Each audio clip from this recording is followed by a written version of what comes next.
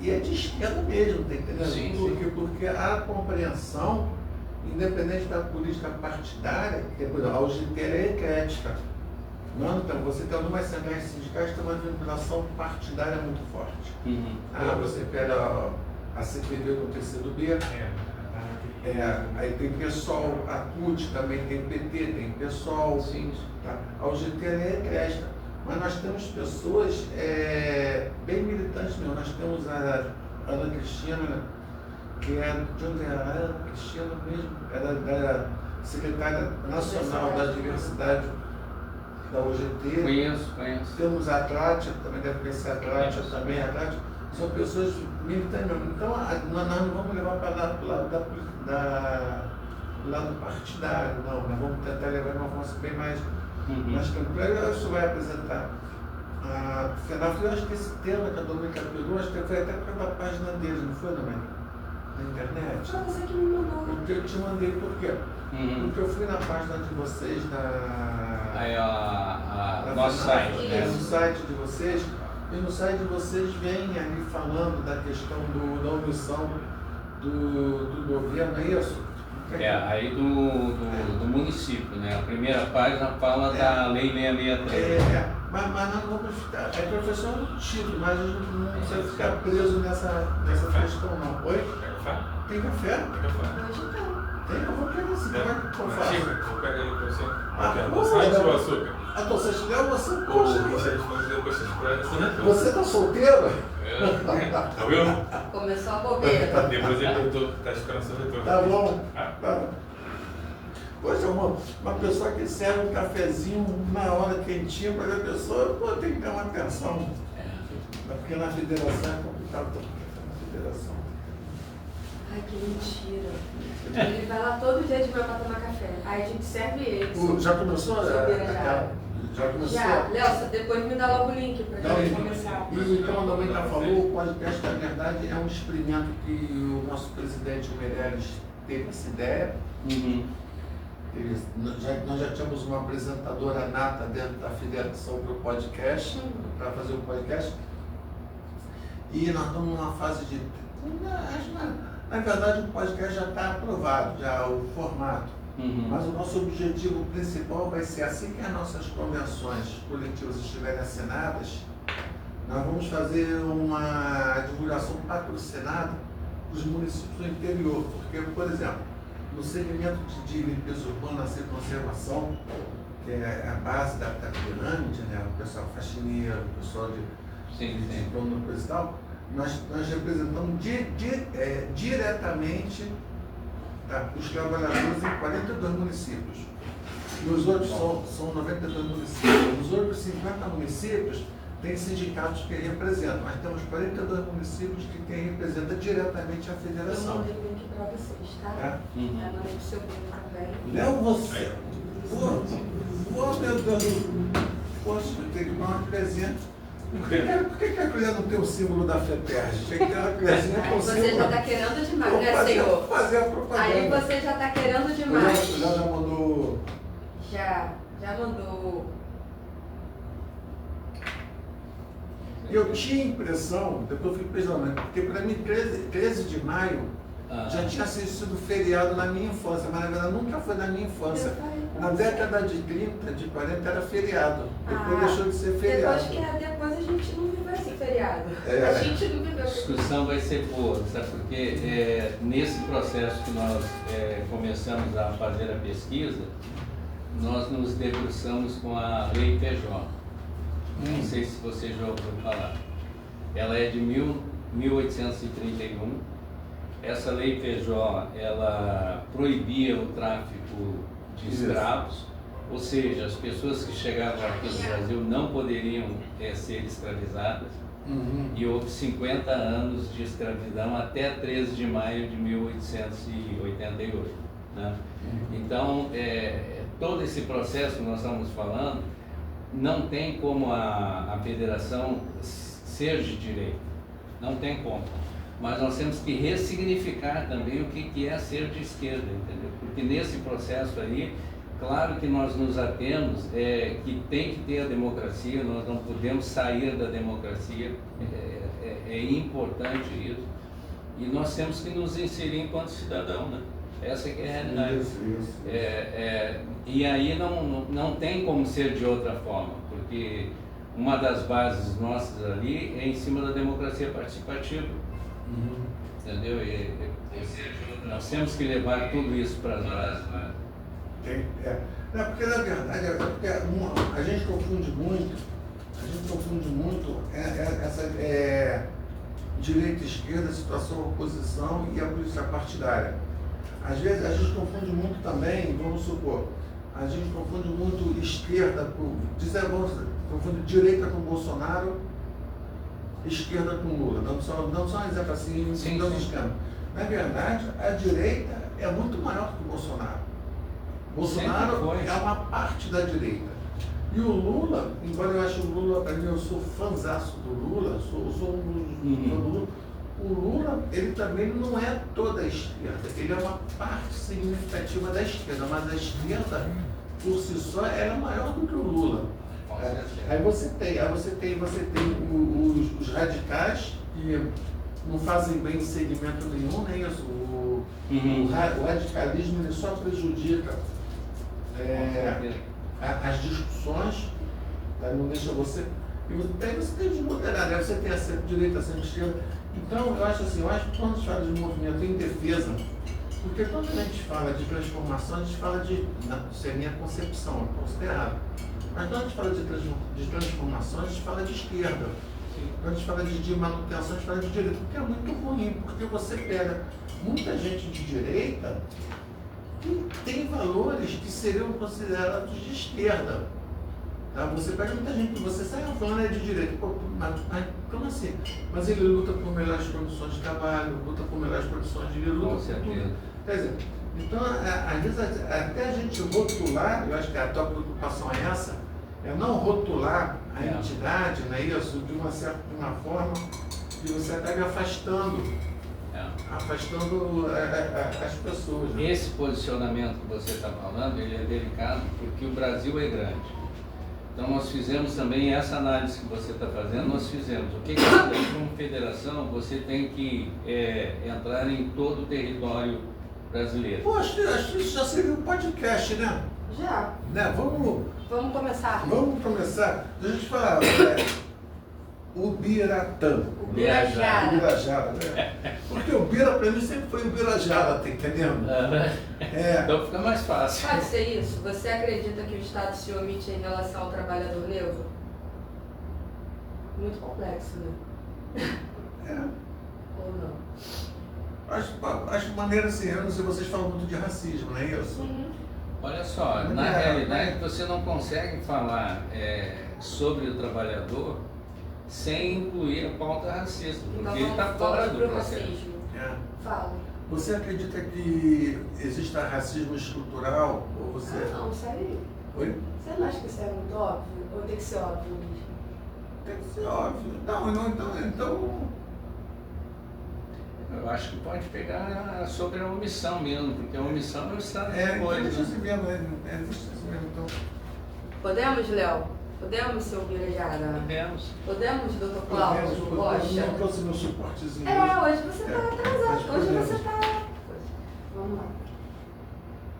Deixa eu entrar aqui.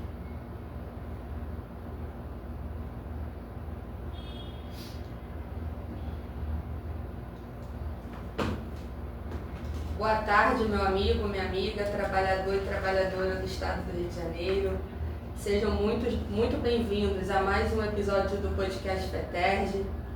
Hoje nós vamos debater um tema extremamente importante e atual, que é a integração social e a omissão do Estado em relação ao trabalhador negro. Hoje a gente é um dia de reflexão sobre a abolição da escravatura. Isso me lembra dos tempos da escola, né, doutor Cláudio? Onde a gente estudava, né? Foi no dia 13 de maio de 1888, é isso? Eu aprendi, né? Então, eu aprendi, tá vendo? E apesar, né, de todos os avanços legislativos e das discussões sobre igualdade racial, os trabalhadores negros ainda enfrentam maiores índices de desemprego, menores salários, a informalidade, dificuldades de acesso a cargos de liderança e diversas formas de discriminação estrutural. E para aprofundar esse debate conosco hoje, o podcast FETERJ está recebendo um convidado especial, o senhor Birajara Araújo.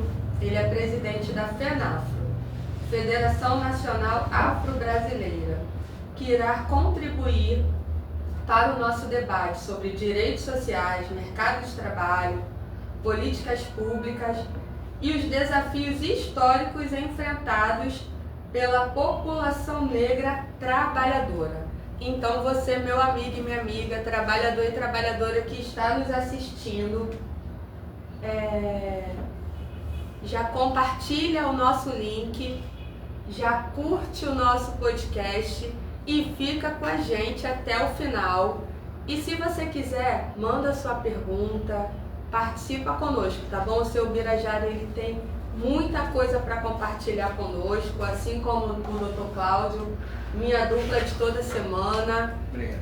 Então já faz isso, não esquece, compartilha o nosso link, tá bom? E convida os amigos para participar conosco. Hoje nós temos uma enquete e eu gostaria de pedir ao Leonardo, já para colocar a enquete, você acredita que o Estado se omite em relação ao trabalhador negro? Responde aí, sim ou não. E agora eu gostaria que os nossos participantes de hoje dessem boa tarde aos nossos convidados. Dr. Cláudio. Bem, boa tarde a todos, boa tarde a todas. Estamos aí para mais um podcast da nossa querida federação, da FETERJ. E hoje temos um tema que é sempre atual, né? Um tema que é muito importante até para conscientização, porque acaba sendo um processo diário, né? A gente tem que conscientizar, tem que lembrar, relembrar. Não podemos deixar esquecer os erros do passado e tentar consertar ou reparar, né? Sempre na medida do possível e do impossível, que a nossa luta às vezes era bem pro impossível, né? Quando a gente fala de direitos, ainda mais de direitos da população vulnerável, uma população pobre, uma população negra, uma população de excluídos. Então é um prazer enorme recebermos aqui o nosso querido Birajara Araújo, presidente da FENAFRO. Seja bem-vindo, Birajara, uma boa tarde a todos e todas. Seu Birajara, dá uma saudação de boa tarde para os nossos participantes. A gente já tem gente nos acompanhando. Nós já temos convidados dando boa tarde a gente, então dá sua saudação de boa tarde para os nossos ouvintes. Boa tarde a todos, meu nome é Birajara, eu estou inclusive contente de estar aqui, estou um pouco até nervoso, porque esse é meu primeiro podcast, é importante. Que legal, isso, né?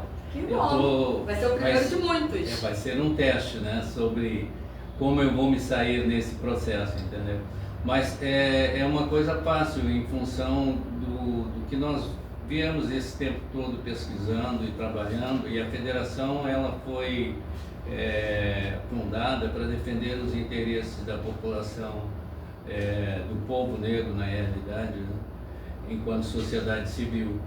Mas nós já estivemos falando mais um pouquinho, na realidade a federação hoje ela tem um trabalho importantíssimo, porque ela ao defender os interesses civil da população negra, ela está defendendo os interesses como um todo de toda a população pobre, né? Não dá para se ater só nesse processo, porque é um processo muito mais sério. Mas hoje nós temos essa condição de tudo que nós podemos fazer, ela não está defendendo só os interesses da população negra, mas sim do pobre em geral. Sim.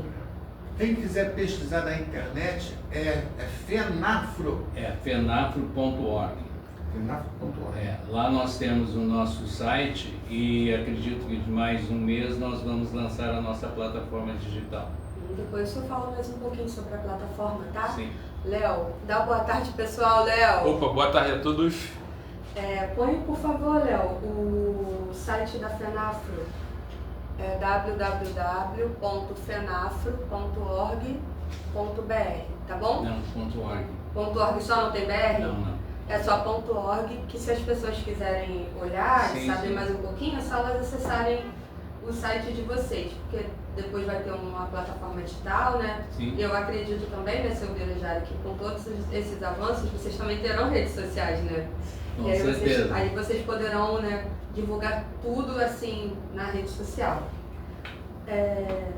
E não deixa de compartilhar, convida os amigos aí para participar com a gente, que esse debate hoje é extremamente importante. Isso é uma luta que vem desde que o mundo é mundo, né, seu Birajara?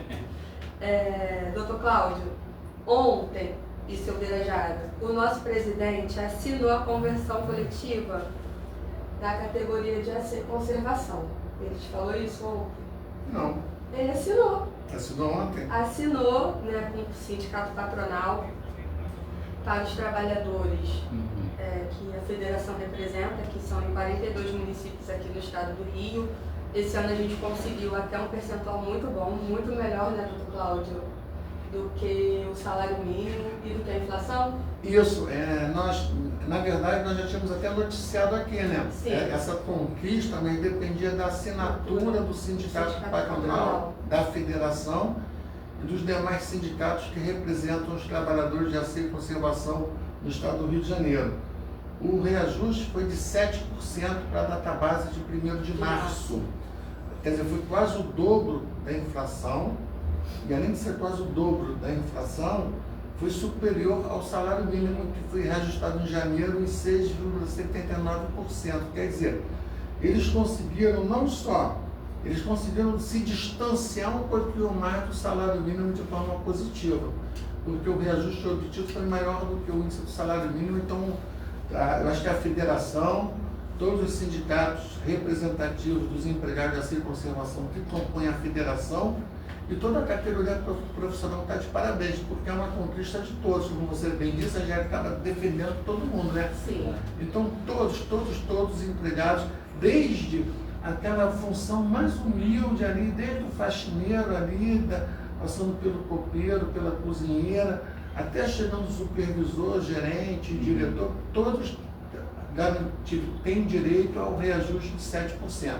Parabéns aos envolvidos, né? Sim, parabéns. E para a categoria, né, que conseguiu, o trabalhador, que vai ter esse aumento relevante, né, no seu salário, já que a gente tem enfrentado tantas dificuldades, né, cesta básica altíssima e tudo que envolve a vida do trabalho. O ticket de refeição de R$ 27 também aumentou, reais. foi para R$ 27, era 25, foi para R$ 27 reais.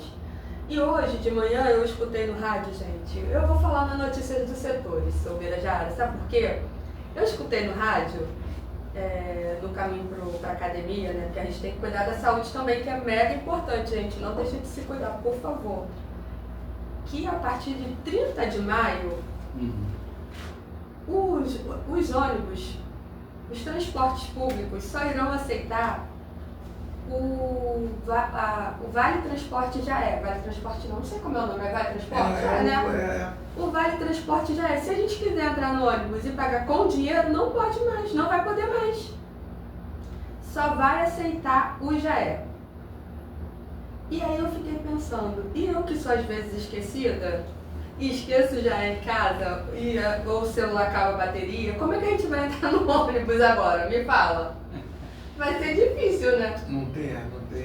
Gente, eu fiquei... Então, meus amigos trabalhadores e trabalhadoras, comecem a prestar atenção e a ver as notícias que realmente interessam. Porque uma notícia dessa é importante. Muito. Eu sei que a gente usa o já é para usar o transporte público, mas vai ter dias que a gente pode esquecer, pode acontecer alguma coisa e você não vai mais poder pagar com dinheiro, né? Mas vamos esperar para ver se tem alguma modificação, né? Até lá. E eu queria já, gente, começar a falar sobre a participação dos nossos ouvintes, seu Birajara. O seu Valdir falou que já está nos assistindo, ele é nosso diretor. O Francisco Alves está nos dando boa tarde e nos parabenizando pelo tema, que é de grande relevância. A Elvira, ela também participa conosco toda semana, está nos dando boa tarde. Não vai embora não, Elvira. E compartilhe o nosso link, convida os amigos para participar. A Mariângela também está nos dando boa tarde. O Yuri também participa conosco toda semana, está nos dando boa tarde, ele também é diretor aqui da federação. Diretamente de São Paulo. O nosso amigo, o senhor Roberto Nolasco, diretamente de São Paulo, ele é da UGT Nacional, também participa conosco toda semana. Aproveitando que está aqui, eu quero pedir a você, participa da nossa enquete, tá?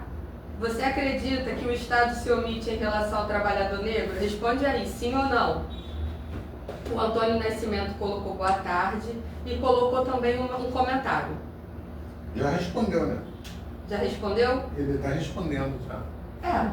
Ele botou, tanto o Estado quanto as grandes empresas têm essa atitude quando os funcionários são negros, pois sabem que a maioria não conhece os seus direitos ou tem medo de reivindicar com receio de serem perseguidos. Aí depois a gente vai falar um pouquinho sobre isso, tá? O Nilson, presidente da UGT Rio, também entrou e está nos parabenizando pelo podcast. O Eduardo Barreto botou, quanto à resposta da enquete, é claro que sim. A discriminação velada segue em alta e nunca houve nenhum interesse do governo e do mercado de trabalho, interesse em desfazer essa visão. Aí ele botou, o problema não é só esse, moça. Moça é você. Sim, é porque eu tô lendo, né? E as milhares de pessoas que ainda não conseguiram acesso ao GL. Ele está falando sobre o... Já respondeu, já fez um outro comentário. Porque ele está assistindo. Esse é o Dudu. Sim, é o Eduardo, eu conheço. Grande amigo, um abraço, Dudu. E o Antônio está parabenizando a gente do podcast, que é sempre enriquecedor. E o Marcelo Rodrigues também entrou e respondeu sim à enquete. Seu Birajara, vamos... Antes disso, é muita coisa sobre o Birajara, é porque eu tenho que seguir o roteiro. Aí, senão o Leonardo briga comigo, sabia? Se eu não seguir o roteiro, eu tenho que seguir. E nós temos a campanha do mês, mas essa aqui eu faço muita questão de fazer uma pausa, porque é um tema muito importante. Que é sobre o Maio Laranja, que é uma campanha de conscientização e combate ao abuso e à exploração sexual de crianças e adolescentes no Brasil, né? E falar sobre o Maio Laranja é incentivar o cuidado, o diálogo e a responsabilidade coletiva. E eu imagino que até entre as crianças negras pode ser maior. Eu queria fazer um adendo sobre isso. Sim, deixa eu só terminar aqui, tá? Toda criança merece ser cuidada, protegida, e combater a violência infantil, a violência sexual infantil, é dever de todos nós. Então, a gente precisa dar muita atenção a isso. Pais, eu gostaria de chamar a atenção, porque as crianças, elas modificam os seus comportamentos. E a gente, pai e mãe, precisa dar atenção ao que a criança fala realmente e procurar observar. E você, criança, que nos assiste, eu não sei se tem alguma criança, se em algum momento o corte pode chegar, né? Em alguma criança, existe um canal de denúncia, né? Que é para você ligar para o número 100, número 100, onde você pode denunciar o abusador e qualquer tipo de violência sexual contra você. E pai e mãe também, se atentem às reações do seu filho, porque eles dão sinais de violência. E geralmente, os abusadores, segundo relatos e estudos, são as pessoas que convivem mais com crianças. Geralmente são os mais próximos. Então, isso é um alerta, a gente precisa dar muita atenção para isso, para que haja realmente esse engajamento maior em relação a essa campanha do Maio Laranja, tá bom? E aproveitando, não deixe de curtir, compartilhar e comentar sobre a nossa enquete do dia, tá bom? Ela está fixada aqui nos comentários do chat. Pode fazer o seu comentário. Gente, a nossa federação, Birajara, ela é vinculada, na verdade, a duas confederações. Nós temos a CONASCOM e temos a CONCAP. E, claro, todas as duas estão irmanadas na defesa dos direitos dos trabalhadores, etc. Mas eu preciso contar uma pequena história da fundação da Confederação Nacional dos Trabalhadores em Turismo e Hospitalidade, a CONCAT, do qual Meirelles participou da fundação. Muita gente da nossa federação participou da fundação da CONCAT. Quando ela foi fundada, na década de 80, As principais bandeiras dela, que são atuais ainda, eram, primeiro, era a questão da legalização dos cassinos, porque envolve a área de turismo e hospitalidade. Mas nós temos também uma bandeira muito forte, que é a erradicação do trabalho infantil e o combate à exploração sexual de crianças e adolescentes. Então, acho que quando estamos no Maio Laranja, envolve muito essa bandeira que nós temos via confederação, da gente continuar na luta pela erradicação do trabalho infantil e pelo combate realmente à exploração sexual de crianças e adolescentes, porque a partir do momento que você faz esse trabalho de conscientização, você conscientiza para tudo, em relação à criança, em relação ao jovem, em relação à mulher. Então, aí o pessoal lembrar que eu acho que é importante fazer esse destaque, que a nossa federação também tem como bandeira a erradicação do trabalho infantil e o combate à exploração sexual de crianças e adolescentes. Tá bom? Só fazer essa observação. Sim. Cumprido o protocolo do roteiro. Podemos sair do roteiro? Podemos sair do roteiro? Podemos, Leonardo? Eu já tenho uma pergunta para o Birajara. Tem? Ótimo. Tenho. Eu também tenho. Primeiro a moça. Primeiras damas? Não, primeiro a moça. Sim. Vamos lá, primeiro. Não, seu Birajara, porque assim, né? A gente não pode falar de nenhum assunto, ainda mais esse, que ele vem, né, como eu falei, desde que o mundo é mundo, sem a gente falar da história, né? Sim, com certeza. E aí, como a herança histórica da escravidão, no seu ponto de vista, ainda influencia a realidade do trabalhador negro no Brasil? Eu acho que essa pergunta é uma pergunta fundamental para nós começarmos a conversar, né? Por exemplo, nós chegamos aqui e estamos falando hoje 13 de maio, né? Sim. Eu tinha falado ainda há pouco, hoje, em função das nossas pesquisas, nós temos como uma referência, não é o 13 de maio. 13 de maio, na realidade, foi uma lei que foi feita em cima da Lei Feijó, que é 1831. Poucas pessoas sabem que em 1831 houve essa lei que proibia o tráfico de escravos e, ao mesmo tempo que proibia, o negro africano que chegasse no Brasil, ele tinha liberdade. Então, nesse processo ali, nós temos que até reescrever a história, porque na Conferência de Durban, na África do Sul, em 2001, esses crimes passaram a ser crimes imprescritíveis. Então, tem todo um processo que, tanto é que o movimento negro elegeu 20 de novembro como da consciência negra. Então, hoje, quem é um militante sabe Sim. que nós comemoramos mais 20 de novembro do que 13 de maio. Né? Eu acho que esse é o ponto mais importante. Aí estava se falando hoje sobre a questão da maio, né? Maio laranja. Eu acho que é importante falar, inclusive, porque é uma das pautas sérias da federação, a defesa das crianças de 0 a 6 anos. Ela está também dentro desse contexto histórico, né? Porque, por exemplo, em 1902 a 1906, aqui no Rio de Janeiro, começou as remoções. Essas remoções de Francisco Pereira Passos, o que aconteceu em cima disso? Foi que tiraram a Pequena África para construir ali a Rio Branco e depois a Presidente Vargas. Então, é um contexto histórico que fez com que empurrasse a população para os morros e para o subúrbio. Sim. Foi ali que nasceu Madureira, Oswaldo Cruz, Bangu e Encantado, né?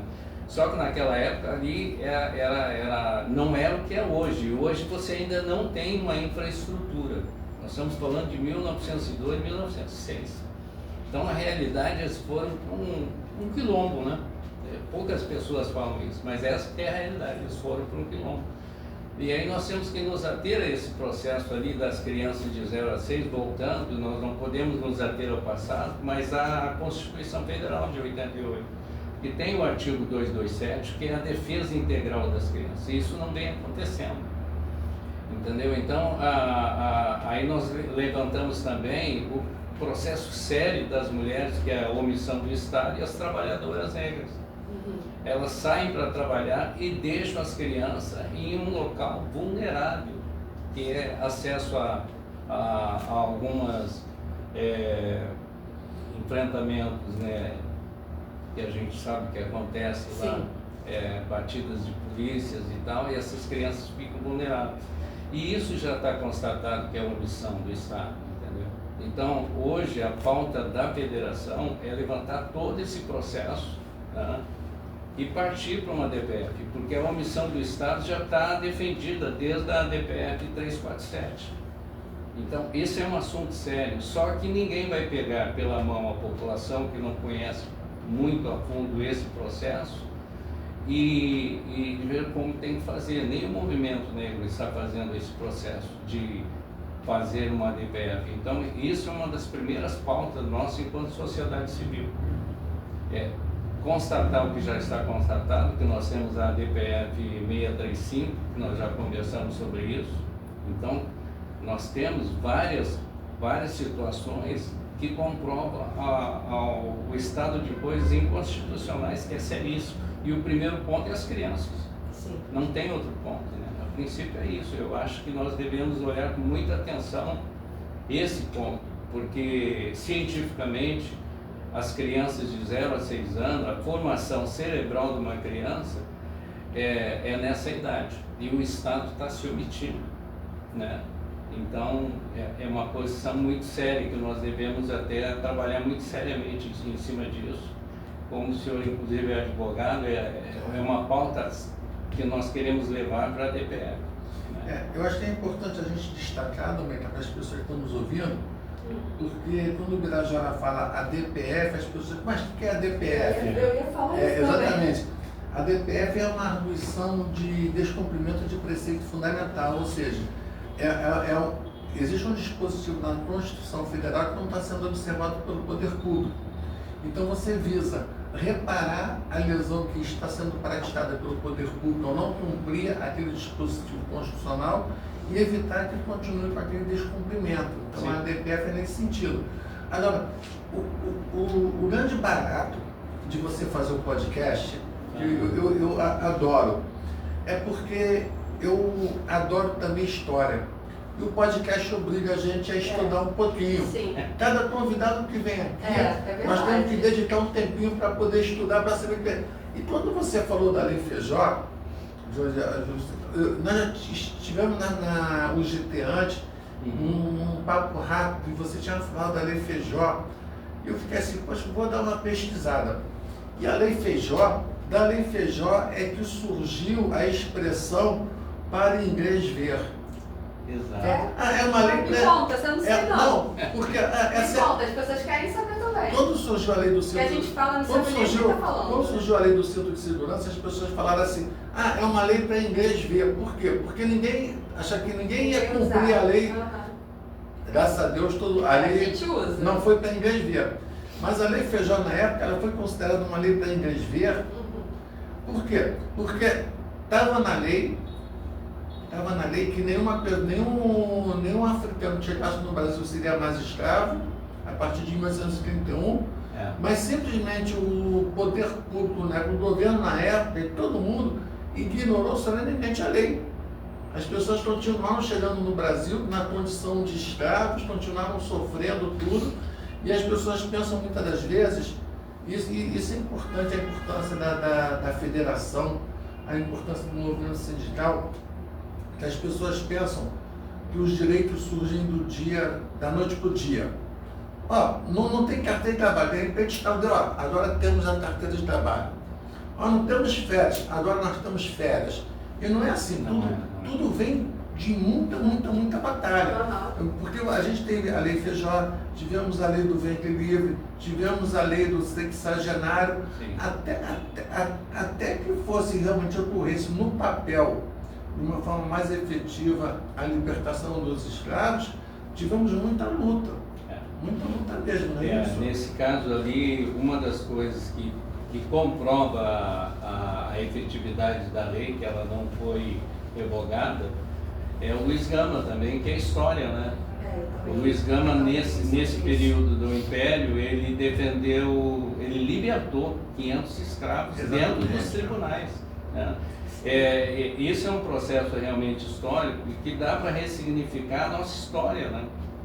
E inclusive nos livros, porque dá para você, agora entrando com a DPF, você fundamentando isso, a história em si, querendo ou não, mais cedo ou mais tarde, vai ter que haver uma reconfiguração no que é contado. Né? E um reparo histórico, né? Sim. Reparo histórico.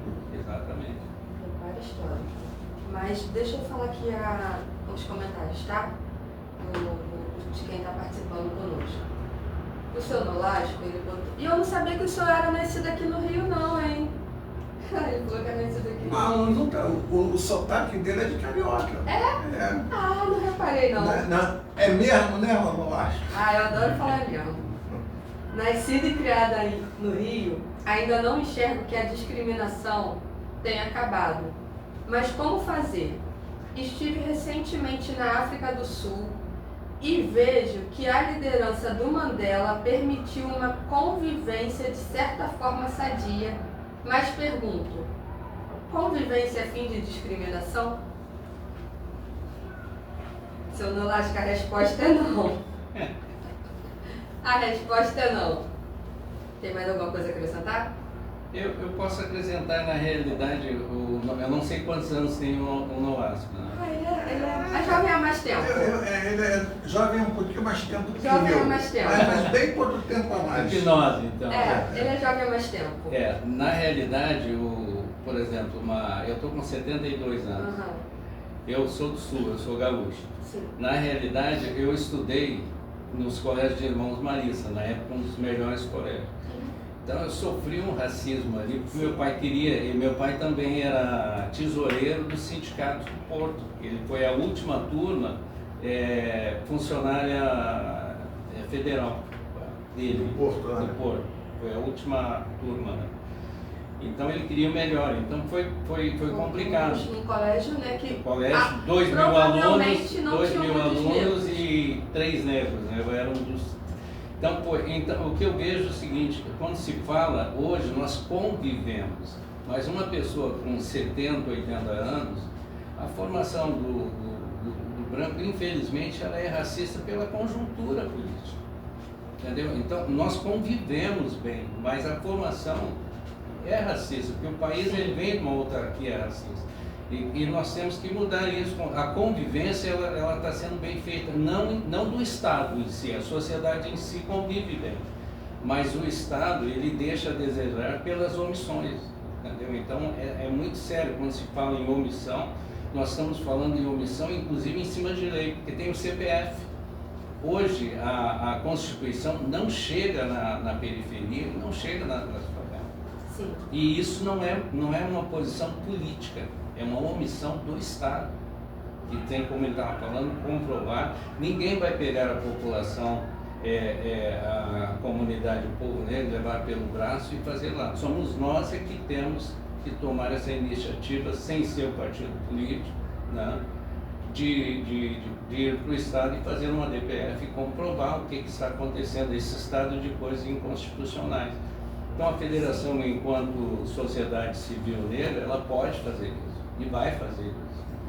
E aí com apoio também dos sindicatos, né? Porque na realidade é uma questão de democracia.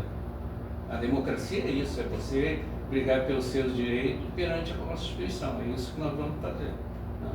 Estamos fazendo já. Inclusive quando o senhor Nolasco ele responde aqui a enquete, ele bota assim, talvez o governo faça pouco em relação à discriminação, mas tem que ser ele? Não, É o que o senhor está falando é a aqui sociedade. agora. Sim. Aí o Eduardo Barreto também coloca, e mais do que comprovada, a execução de abuso, está falando sobre a enquete, por parte de familiares das crianças, tá? Vamos voltar para o tema, tá, Eduardo? A gente vai voltar aqui para o tema para a gente não se perder. Aí tem o senhor Nolasco falando, Princesa Isabel salvou o capital. Importação de trabalhadores para a agricultura de mão de obra barata e o negro começou a ficar caro. É porque aí, só fazer uma... Gente, se eu estiver errado, pode me corrigir. O pessoal que está assistindo a gente pode me corrigir também. Porque tem que fazer um reparo histórico também nessa questão do 13 de maio, da libertação dos escravos, né? Porque muita gente entende que a princesa Isabel chegou um belo dia e falou assim, por uma questão de ideologia, olha, eu sou contra a escravidão, eu acho isso, acho aquilo, vou libertar. Não foi isso, né? Não foi isso. A gente sabe que tinha uma discussão ali, porque tudo, infelizmente, quando a gente vai falar de história, temos o sistema econômico. O sistema econômico, ele é desde aquela época, né?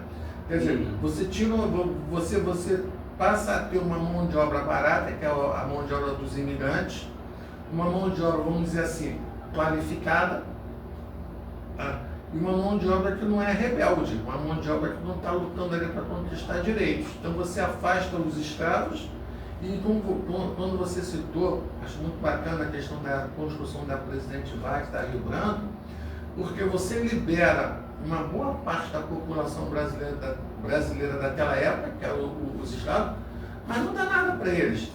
Você joga eles na rua. Ó, vocês aqui, vocês tinham casa, entre aspas, claro, vocês tinham casa, comida, agora vocês estão, se virem. E aí vão ocupar realmente a periferia, vão ocupar os morros, vão ocupar os lugares, entre aspas, inabitáveis na época, né? Sim, com certeza. Isso é muito triste. Até hoje essa luta continua, né? Sim. Dentro do que você está falando, eu olho muito por esse lado, nós conversamos muito em função desse processo todinho de omissão do Estado, porque eu acho que a contestação que nós temos que fazer realmente, ela vem em cima desse processo todinho de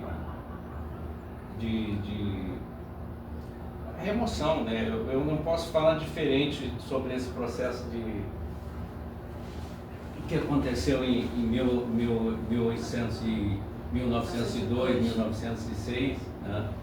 A omissão do Estado ali, nós não podemos falar, nós podemos falar a partir de 1988, que é a Constituição. Essa reparação aí que nós temos que fazer histórica, né?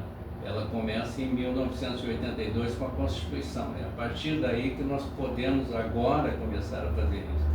Porque nós temos aí muitos problemas aí que estão indo no lado político e nós temos que atuar enquanto sociedade civil.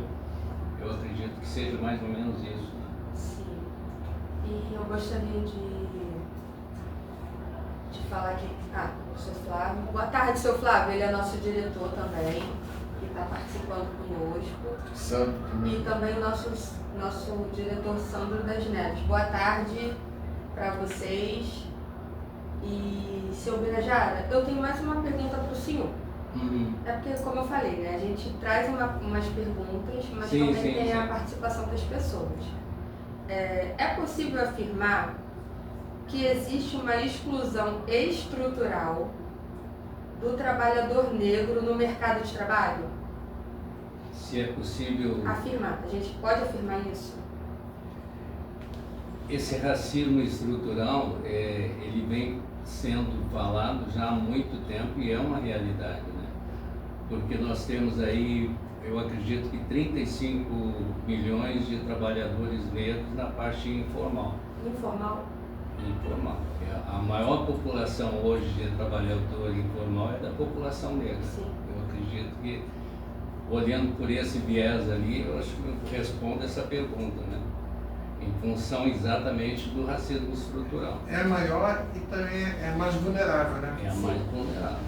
Aí entra também as mulheres trabalhadoras negras que nós estamos falando nesse processo ali, que elas saem, deixam as crianças em casa, que não têm o reconhecimento do Estado, porque hoje, quando se fala em território, é uma situação delicada. Porque 70% do território, hoje em dia, todo mundo fala e está em tese de universidade de doutorado, não sou eu que estou falando, está ocupado por milícias e tráfico. Então, são áreas vulneráveis onde agora aconteceu esse processo da DPF 635, que é uma situação que ele acabou... O nosso ex-governador Cláudio de Castro, ele acabou fazendo a mega operação, que todo mundo sabe no que deu esse processo.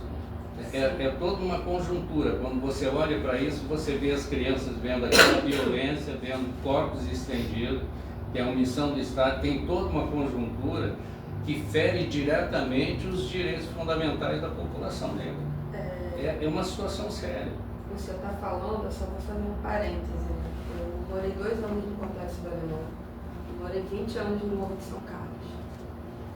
E no Morro de São Carlos eu tive as minhas maiores experiências. Gosto muito de lá, não tenho problema nenhum de morar lá novamente se eu tivesse que morar. Claro. E não tenho problema nenhum de nada, assim, eu amo aquele lugar. Porque eu amo as pessoas que estão lá. Né? E eu tive as minhas maiores experiências. E eu lembro que quando eu fiquei grávida, há 22 anos atrás, eu me apaixonei por uma criança de lá. E eu comecei a trazer aquela criança para perto. Aí a gente da minha casa, né, eu e meu ex-marido, que hoje eu sou divorciada, a gente comprava chuteira e a gente trazia ele para perto, a gente botava ele para estudar e eu peguei ele para minha vida. E ele começou a frequentar a nossa casa, né? A minha sogra querida também abraçou ele, enfim. E depois de um tempo ele sumiu da nossa casa. E aí depois a gente foi descobrir que ele tinha feito coisas que não eram legais. Passados-se muitos anos, eu o vi numa situação muito triste, seu Birajara. E eu tava passando na hora. Mas me deu aquele negócio de mãe, pareceu que saiu uma leoa de dentro de mim. E eu olhei pra ele e falei, fulano, o que você tá fazendo aí? Ele me olhou assustado, porque ele jamais ia esperar que eu fosse chegar naquele momento. E ele era um menino negro também. E eu falei com ele sério, aí ele ficou nervoso, eu tentei tirar ele da situação, aí eu abracei ele e tal. E aí, quando você vai falando dessa situação das mulheres que saem para trabalhar, negras, e deixam os seus filhos em casa, e que muitas vezes estão ali diante daquela situação e eles se envolvem mesmo, porque esse menino foi, a história dele é essa, né? E aí, naquele momento eu tirei ele de uma situação que era muito ruim, né? Numa das vielas de São Carlos. E eu abracei ele e falei, o que você está fazendo aí? Você está louco? Que não sei o que, não sei o que, não sei o que. E fui, abracei ele, tentei tirar ele daquela situação. Até me expus um pouco, porque eu não, né, de repente eu não poderia estar vivendo isso. E aí eu estou pensando sobre isso, porque o que realmente, quantas crianças e mães e tudo mais estão sujeitas àquilo, né? E realmente, não tem, ninguém está cuidando disso. Infelizmente não. É uma realidade. Ninguém está cuidando disso, né? E aí acontece toda essa situação dos informais serem os negros, os mais vulneráveis. São 35 milhões de trabalhadores informais. Informais. E fora os que são formais, porém estão sempre numa situação menos privilegiada. Sai né? de casa de uma 90% mesmo do trabalhador que tem carteira, ele sai de uma área de risco. Sim. É complicado isso. Abordar esse tema hoje no Brasil, entendeu? Ele é complicado. E ainda mais agora que nós estamos em vésperas de eleições. Né? Então, o que acontece? Nós estamos já num processo que é um processo repetitivo. As bases não têm a informação do que é a democracia participativa, do que ela pode fazer nesse processo. Nós temos uma ampla legislação nesse processo ali, entendeu? E o povo não tem esse conhecimento. Nós já estivemos já em algumas reuniões, qualquer município que tu vai, ele acha que quem tem que ser um vereador, quem tem que ser alguma coisa, é filho de um empresário. Tu vê a pessoa acha que ela não pode, né, ter acesso há uma defesa constitucional dos seus direitos. Ela delega por falta de conhecimento. Sim. Voltemos à programação normal. Fala, você tem alguma pergunta para fazer? Tem tanta pergunta que tem para fazer que a gente acaba se perdendo um pouquinho. Porque eu acho que o papel do Estado ele é muito importante. Sim. Mas o papel da sociedade ele acaba sendo mais importante ainda. O Nolasco fez uma observação aqui. O estado que você tem o maior índice de pessoas negras, mas tem a Bahia. Uhum. Com descendência africana. E não elege políticos, em sua maioria, políticos negros. Sim, sim, com certeza. A gente tem uma dissociação assim, na representação dos mais vulneráveis. Você vê as mulheres formam a maioria da população brasileira. Mas é uma minoria no parlamento, é uma minoria no poder executivo. Quer dizer, a gente para um pouquinho para pensar o que seria do nosso país se esse conjunto de pessoas começasse a despertar um pouquinho. O trabalhador é a maioria do nosso país e a gente elege um percentual mínimo de trabalhadores. A gente vai no Congresso Nacional, a maioria de empresários. Então, eu acho que a sociedade, o Estado realmente ele é omisso, ele tem uma responsabilidade, mas como bem lembrou o Nolasco, a sociedade civil tem uma importância muito maior. E daí eu acho que daí que a gente destaca o porquê da existência da federação, da FENAF, não é isso? Porque tem a necessidade de despertar. E se a pessoa quiser participar da FENAF, a pessoa está nos ouvindo agora aqui, olha, eu quero contribuir para esse processo, eu quero participar da FENAF, como é que ela faz isso? Na realidade, é uma boa pergunta, porque nós daqui a uns 30 dias mais ou menos, nós estamos iniciando através das redes sociais que você colocou agora, nossa campanha de afiliação de associados. Nessa campanha nós vamos trazer, tudo que nós estamos falando aqui já é uma maneira de você começar a informar as bases do que é o direito de um cidadão, entendeu? O que a Constituição traz e o que você pode fazer nas bases. Que hoje a população hoje e a política, o nosso povo está fragmentado, porque ele não tem uma liderança. E a FENAF não vai vir com uma liderança, ela vem para dar informação. Não é uma liderança política, é uma liderança enquanto sociedade civil. Oi? A informação é o que liberta as pessoas, é o que liberta conhecimento. a informação, é o conhecimento, é exatamente isso. Exatamente isso. O que nos liberta realmente é o conhecimento. A nossa diretora, Ana Cristina, também colocou aqui. Sim, e em sua maioria mulheres negras, que também em sua maioria mães solos. Ela deve estar respondendo a nossa enquete, né, Cristina? E também está participando conosco o nosso diretor de Petrópolis, o seu José Wallace. E aí, falando de tudo, que é assim, né? Eu estava aqui pensando, só quem sabe, quem conhece a história, quem vive a história. Não tem jeito. Com certeza. Tipo, você estava falando sobre mulheres estarem ocupando lugares, né, nos parlamentos. Isso. Como negros, como tudo. Só que, tipo assim, realmente não tem. Tem poucas mulheres, tem poucos negros, tem poucos tudo. E aí? Como é que a gente resolve isso? É esse papel do Estado, mas principalmente da sociedade civil. E aí, quando a gente faz sociedade civil, é que reforça a importância da FENAF, a importância do movimento sindical, a importância dessas associações, dessas associações civis, nesse processo de conscientização. Eu queria só fazer uma observação, aqui se me permite, até para não falar muito. Eu, por exemplo, eu nunca vou saber a intensidade da dor de uma pessoa que sofre racismo. Sim. Com certeza. Por quê? Porque eu não sofro racismo. Eu posso sofrer um determinado bullying, gordinho, usa óculos, careca, mas eu, por exemplo, quando a minha avó sentava para me contar a história do passado dela, no passado da minha avó não tinha história de escravidão. Sim. A minha avó não tinha, porque tudo é muito recente, não é isso? Tudo é muito recente.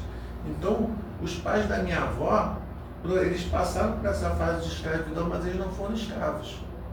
Então, por mais que eu possa ser solidário, por mais que eu possa coisa, mas eu nunca vou saber com exatidão, eu vou ter noção da intensidade da dor de uma pessoa que sofre racismo. E, dito isso, e culturalmente, o Brasil, principalmente a minha geração, é uma geração racista. Por mais que culturalmente a gente foi criado, o que foi passado para a gente foi esse ranço de poder do branco, de que e aí é tanta coisa que a gente fala. Então o que acontece? E aí eu queria só fazer que é importante, acho que é nosso papel. Todo dia a gente vê no jornal, na televisão, um monte de morte acontecendo no Brasil inteiro, em especial no Rio de Janeiro, e por motivos mais banais, e por outros motivos também que são bem significativos. Então acho que é importante a pessoa ela entender que quando ela sofre o racismo, ela tem a revolta dela, mas ela tem que saber preservar a vida dela naquele momento. Então isso eu falo para qualquer tipo de racismo, qualquer outro tipo de situação, até mesmo no trânsito. Então, meu amigo, se você por isso eu falei que eu não sei a intensidade da dor, mas você tem que se controlar na hora, você tem que buscar pessoas que possam testemunhar que você está sofrendo aquela situação. Sim. E tem que chamar a polícia. Partir para o enfrentamento, pura e simplesmente, nem sempre é a melhor opção, porque senão você acaba virando somente um número nas estatísticas da polícia. Tá? O que você está falando ali, na realidade, eu trago para mim. Eu moro em Copacabana. Sim. Querendo ou não, quando não é o status social, você sofre racismo sempre. Entendeu? E aí é o que ele está falando, você tem que ter uma postura, você não pode perder a cabeça, você tem todo o mecanismo de lei para te amparar, para aquele que sabe, né, o que deve fazer. Entendeu? Então, eu, por exemplo, eu comprei um apartamento e na Zona Sul, vários apartamentos é de pai para filho. Então você chega, foram mais de 5, 6 anos para você poder brigar pelos direitos, porque nós não tínhamos um quarto. Porque você só pode reivindicar teus direitos dentro de um condomínio, fazendo uma assembleia, quando você tem um quarto. Então tivemos que deixar aparecer outras pessoas, vender um apartamento para comer. E estamos com ações ainda na justiça, que é um racismo velado, entendeu? É tranquilo, é complicado. O nome do teu vizinho é o nome do prédio. Ainda tem isso, o nome do vizinho é o nome do prédio. Tem isso ainda. Seu Birajara, pessoal, a conversa tá boa, né, doutor Cláudio? Eu fiquei até meio assim com essa conversa. O tema é tão sensível, tem que mas é uma realidade. Sim, é uma realidade. E eu fiquei aqui, foi passando vários filmes que eu não posso falar, porque eram coisas muito mais graves, né? Do tempo que eu morei em São Carlos, sabe? E que a gente vê todos esses tipos de racismo, inclusive do poder público, em situações muito delicadas que eu presenciei, e eu sou um pouquinho faladeira, aí eu quase já levei tapa na cara, mas tudo bem, vamos sair desse assunto que não é legal não. Eu queria só fazer uma leitura, quebrando o protocolo, porque nós estávamos conversando antes de começar o podcast com o presidente aqui do Birajara, da FENAF, e estávamos falando que a FETERG é vinculada ao GT, a Tonascom, a Concato, e nós temos vários sindicalistas e militantes nessas questões sociais. Temos a Trátia, temos a Ana Cristina, que é a secretária nacional da Diversidade Humana da UGT. E a Ana Cristina, ela fez um comentário em relação também das mulheres negras, que também a maioria são mães solos, são mulheres que são abandonadas nas comunidades, e os filhos ficam realmente naquela questão que você falou do território, né, na questão do domínio. E a Ana Cristina Lessa, ela fez uma observação aqui muito interessante. As mulheres negras enfrentam altos índices de desemprego no mercado de trabalho brasileiro. a metade delas não está inserida nesse mercado. O racismo é estrutural. Como diz a música de Elza Soares, a carne mais barata do mercado é a carne negra. As abordagens policiais sempre se concretizam pela cor da pele.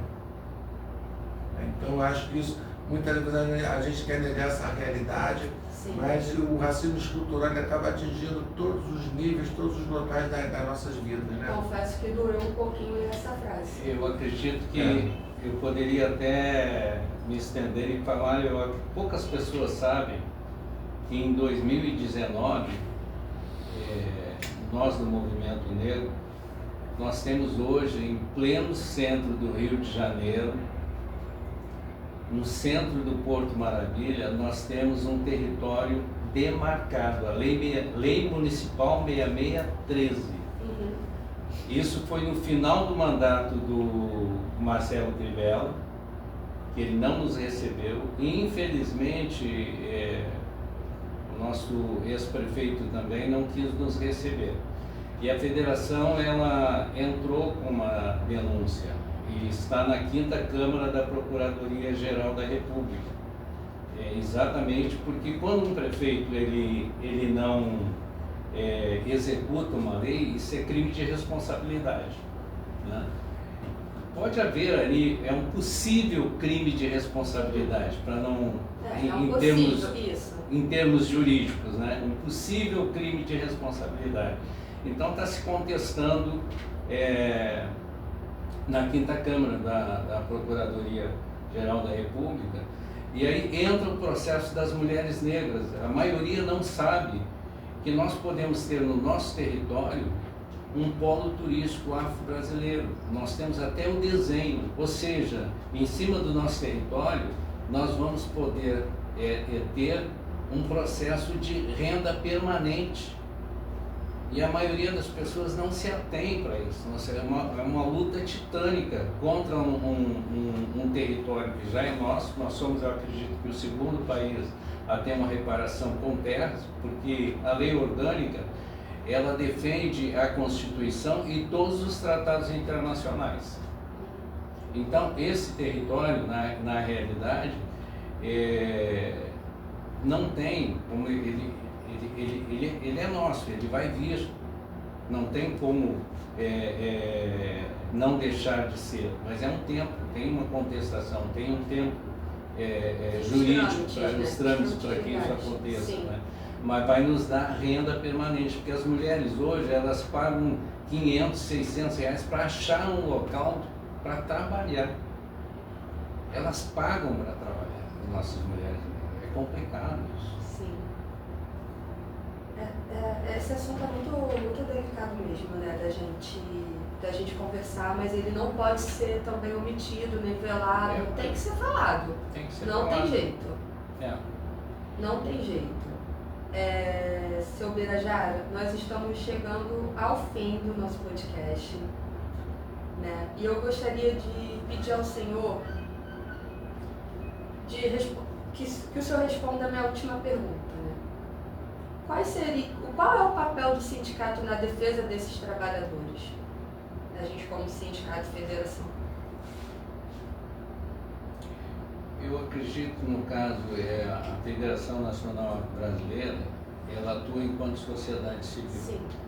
Então, é a defesa de todos os direitos fundamentais. Eu acho que todos os sindicatos devem primar pela defesa da sociedade civil, né? E o senhor entende que as empresas, elas estão mesmo comprometidas com a diversidade e a inclusão, ou ainda tratam isso apenas como um marketing institucional? Eu acredito que eu tenho que ser extremamente sincero nesse processo, né? Nós esbarramos no racismo estrutural. Nós vamos ficar andando em círculo nesse processo, entendeu? Então, é um processo de conscientização geral nesse processo. Porque, a princípio, a população negra, eles entendem que está fragmentada, e a população negra não entende ainda que ela tem uma federação, agora que nós vamos começar a nos organizar enquanto sociedade civil. É como ele está falando, é um tempo, tudo tem um tempo, né, para acontecer. Sim. Sim. Léo, por favor, coloca aí o site da FENAFRO. www, respondendo aqui ao sonológico que ele pediu, tá? www.fenafro.org. A Ana Cristina também faz um comentário. Muito obrigada, Eduardo. Ele também está parabenizando pelo podcast. O Luizinho da Teixeira também está nos dando boa tarde. E a Ana Cristina fala assim: quando se fala em formação e qualificação, as desigualdades salariais persistem para as mulheres negras. Isso aí já é bem claro, né? Dessa persistência. Minhas considerações finais? Você tem alguma fala para o seu momento jurídico, doutor Carlos Fernandes Rocha? Cláudio. Mudou meu nome. Mudei o nome, porque o seu doutor Carlos também é Fernandes. Doutor Cláudio Fernandes Rocha. Não, gente, olha só. Eu vou falar só dos próximos podcasts, tá? Nós tivemos uma alteração na questão da licença paternidade, muito importante. Sim. Nós tivemos agora uma alteração recente na questão do ticket de refeição, ticket de alimentação, relacionada às máquinas dos restaurantes e dos mercados, que aceitam alguns e não aceitam outros, vão ter que passar a aceitar todos os cartões, seja de ticket de alimentação ou ticket de refeição, com aquelas restrições. Nós temos que falar da questão da liberação do FGTS para pagamento de dívidas dos trabalhadores, não é isso? Que é um programa do governo, mas que tem uma limitação no valor do FGTS e não pode ser para dívidas de jogos eletrônicos. Quer dizer, nós temos muitos assuntos interessantes que nós vamos conversar nos próximos podcasts, então é muito importante que todos não só compartilhem os nossos podcasts, mas também façam a inscrição, se inscrevam, porque quanto mais gente inscrita nós tivermos, melhor nós seremos atendidos pela plataforma do podcast. Entendeu? Então é muito importante que todos compartilhem. Não foi minha consideração final não, tá? Foi só um momento jurídico. Seu Birajara, ele fala, ele gosta de falar, mas eu gosto também. Consideração final? Ele acrescentou muita coisa, né? Consideração final? Calma, senhor, tô olhando aqui, ó, as mensagens das pessoas. A Ana Cristina Lessa, ela falou que ela é presidente do Sindicato de Servidores Públicos Municipais e que você foi muito feliz em todas as suas explanações. Faço das suas as minhas palavras. Parabéns ao debate, ao excelente debate. Tá vendo, doutor Cláudio? Que maravilha. Tá vendo? Só aproveitando, doutor Cláudio, Ah. a Ana Cristina Lessa, ela foi a vencedora de Apeliberto. Ah, foi ela? Ela. Tá. Que bom que você tá conosco de novo, Ana Cristina. Ela recebeu? Ela recebeu. É que todo mês, toda primeira quarta-feira do mês, a gente faz um sorteio. Nós temos 12 ou 11 sindicatos, 11, né? Sindicatos filiados. E todo mês um sindicato patrocina um brinde para os trabalhadores, para os participantes, né, do podcast. Aí a gente faz sorteio. E aí quem está participando da enquete participa do sorteio. O Nolasco está fazendo uma observação muito importante. Não tinha reparado que a Domênica gosta de falar. Bem, então posso falar, vou fazer minhas considerações finais, já me livro dessa parte. Tá bom, faz suas Tá bom? considerações finais. Fica à vontade. Vou te Gente, dar essa Vai oportunidade. me dar a oportunidade, mas agora eu esqueci o que eu ia falar. Vou te dar essa oportunidade. Lembrei. Ah, Presidente Birajara da FENAFRO, amigos e amigas. Rapaz, a gente anda numa época de fortes embates, discussões na internet. E a gente ouve muita baboseira sobre a questão das cotas. A gente ouve muita baboseira sobre a questão quando a gente vai discutir o racismo estrutural. A gente ouve muita baboseira de tudo que é relacionado à defesa dos mais vulneráveis. Também num país onde as pessoas estão bebendo detergente, a gente acaba não duvidando de muita coisa, né? Então o que eu queria dizer é para os nossos amigos e amigas que pensam da mesma forma que a gente ou que pensam diferente, é que antes de qualquer discussão, estudem. A gente tem hoje um aparelho celular que permite que você possa, quer dizer, tem muito fake, mas permite que você também possa fazer uma pesquisa mais séria, tá entendendo? Então, quer discutir cota, quer discutir reparação histórica, quer discutir racismo estrutural, quer discutir políticas em defesa dos mais vulneráveis, LGBTQIA+, o que quer que seja, quer fazer essa discussão, vamos fazer essa discussão, mas estudem. Não venham para uma mesa de discussão, para uma mesa de debate, na base do ouvir falar, ouvir dizer. Porque isso é muito sério, porque a gente acaba provocando uma desconstrução de uma série de conquistas, de uma série de coisas que nós obtivemos nos últimos anos com muita luta, com muito sangue, na verdade. Então, eu quero parabenizar o Birajara, parabenizar o papel da FENAF, que ela vem desenvolvendo aí, parabenizar a FETERJ, mais uma vez, parabenizar todos que estão participando do podcast, mas deixa essa mensagem, vamos estudar mais um pouquinho, porque você ficar discutindo com gente que só fala baboseira, que não pega um livro, não vai sequer uma pesquisa séria na internet, é muito complicado, né? Estudem para a gente poder discutir com seriedade esses assuntos, tá bom? Obrigado. Como o Dr. Cláudio falou, né, foi muito bom a sua participação, fiquei muito feliz, fiquei pensativa. Faz a gente pensar em um monte de coisa, né? E é isso que a gente também precisa. Como a gente falou, né, e o Dr. Cláudio acrescentou aqui agora, é o conhecimento que vai fazer a gente mudar. Né? Não adianta a gente conversar sem fundamento, sem conhecer o que a gente está falando. E aí, com isso, eu gostaria que o senhor fizesse as suas considerações finais para quem está nos ouvindo, quem participou com a gente, né? E já agradecer ao senhor a participação, né, Dr. Cláudio? Mais para frente, quem sabe a gente combina um novo podcast, depois que já tiver tudo lá, a gente vem e divulga sua rede social também, enfim, né? Quero ver se eu venho aqui e digo o dia que vai ser lançada a nossa campanha, né? Sim, então. Vamos ver se mais pra frente a gente combina, né? E vai ser feito um pedido para a gente passar para 2 horas de podcast, porque o coração não não está dando. Não, é verdade. Eu gostaria de agradecer aí a vocês, a FETERJ, essa oportunidade. Eu confesso que eu fiquei um pouco nervoso, ainda estou um pouco nervoso, que é o primeiro podcast, né? E é um teste, né? Porque realmente fica fácil quando você está falando em cima de um assunto que você pesquisou, você domina um pouco, né?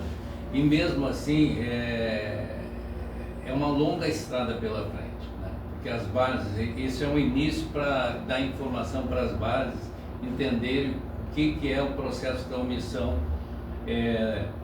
do Estado, né?